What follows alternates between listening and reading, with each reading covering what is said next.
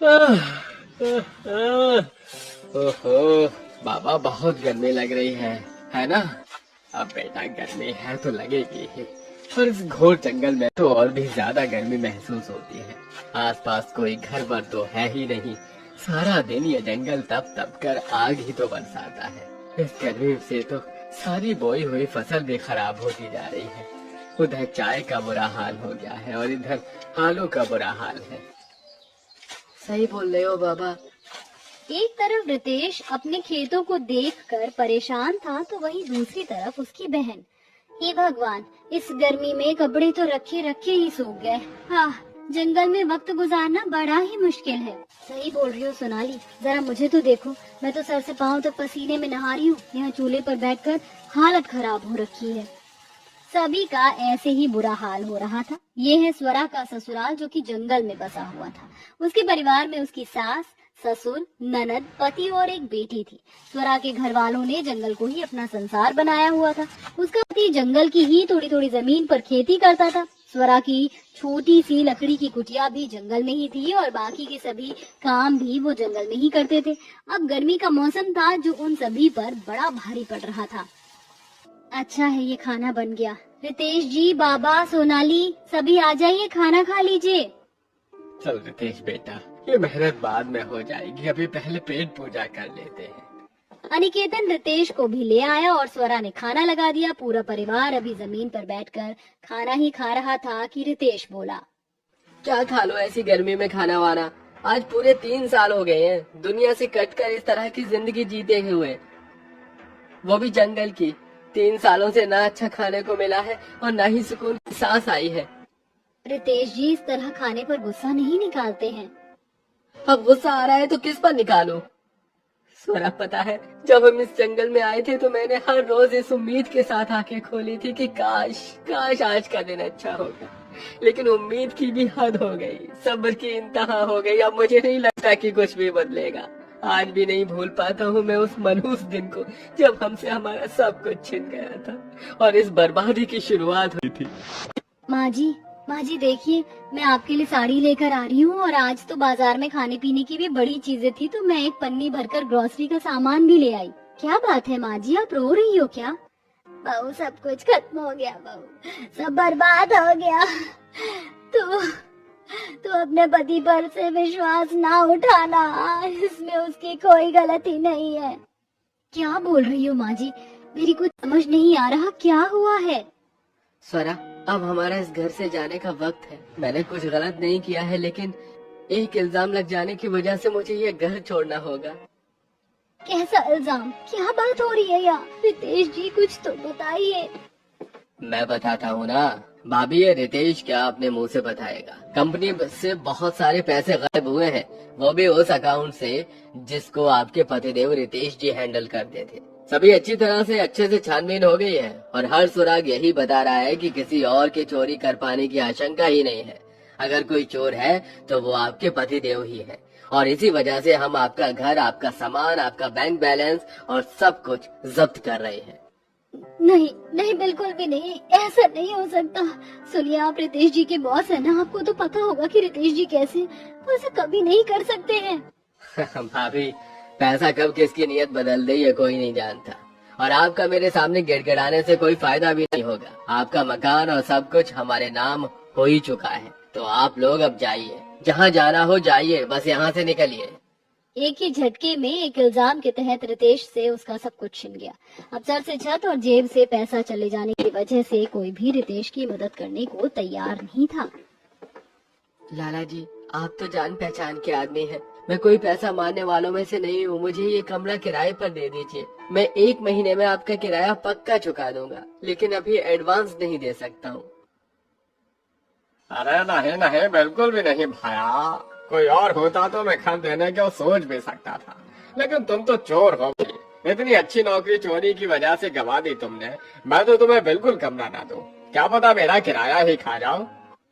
लाला ने रितेश की कोई मदद नहीं की। ऐसे ही जिससे भी रितेश ने मदद मांगनी चाहिए उसने उसे चोर कहकर भगाया। अब रितेश को समझ आ रहा था कि दुनिया वाले बस पैसे वाले को ही इज्जत देते हैं। रितेश ने ज्यादा किसी के आगे रहम या मदद की भीख नहीं मांगी। वो अपने परिवार को लेकर एक जंगल में आ गया और वहीं उस जंगल को उसने अपना संसार बना लिया। उस दिन के बाद से रितेश की हर सुबह जंगल में ही हुई। रितेश जी, जो बीत गया उसको सोचकर अब क्या दुख मनाना है। आप ये तो देखो कि जब दुनिया ने ठुकराया तब हमें कुदरत ने जगह दी, इसीलिए हमारे पास जो है हमें उसी में शुक्र करना चाहिए। जो गुजरा वो एक खूबसूरत धोखा था और जो है वो कड़वी सच्चाई है, लेकिन इसी उतार चढ़ाव का नाम ही तो जिंदगी है ना। स्वरा की बात को सुनकर रितेश ने गर्दन हिला दी और अब भी वो सभी खाना ही खा रहे थे कि तभी रितेश को अपनी छोटी सी बेटी के पाँव के पास एक बड़ा काला नाग आता हुआ दिखाई दिया। सोना,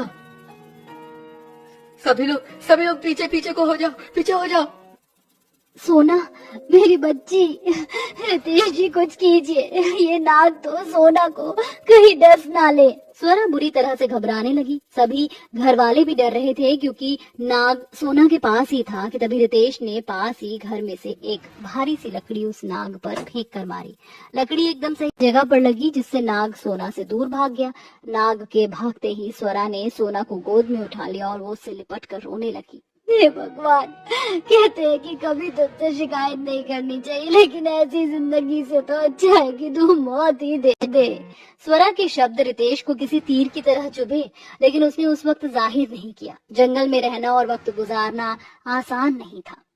ऐसे ही अगले दिन सभी अपने अपने कामों में सुबह से ही जुटे हुए थे। रितेश और अनिकेत दोनों गर्मी में नदी से पानी ला लाकर अपने खेतों की सिंचाई कर रहे थे, तो वहीं दूसरी तरफ स्वरा और सोनाली दोनों मिलकर खाना बनाने की तैयारी कर रही थी। सोनाली, चलो आज तो वो जो जंगल में सेब का पेड़ है ना, वहाँ से सेब लेकर आते हैं। आज खाने में सेब भी काटेंगे। ठीक है भाभी, चलिए आइए चलते हैं।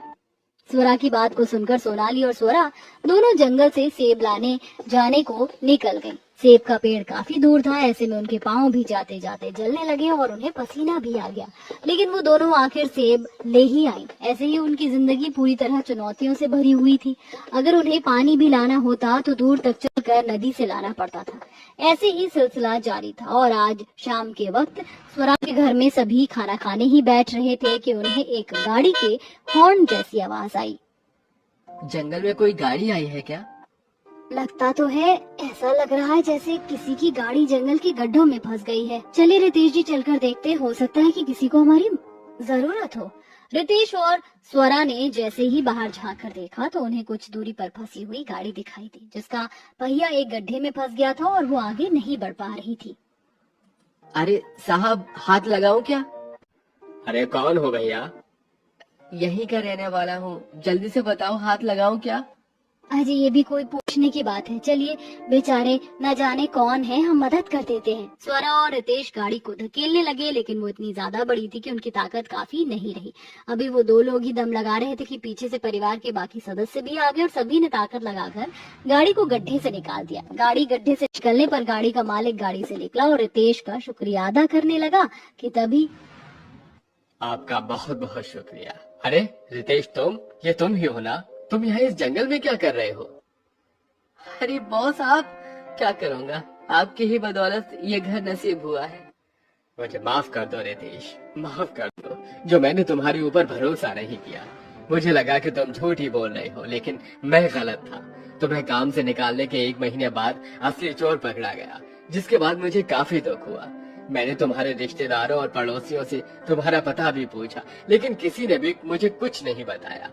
आज तो मुझे देखो, इसे इत्तेफाक से मिल गए। चलो रितेश, वापस चलो, मैं तुम्हें वापस लेकर जाना चाहता हूँ।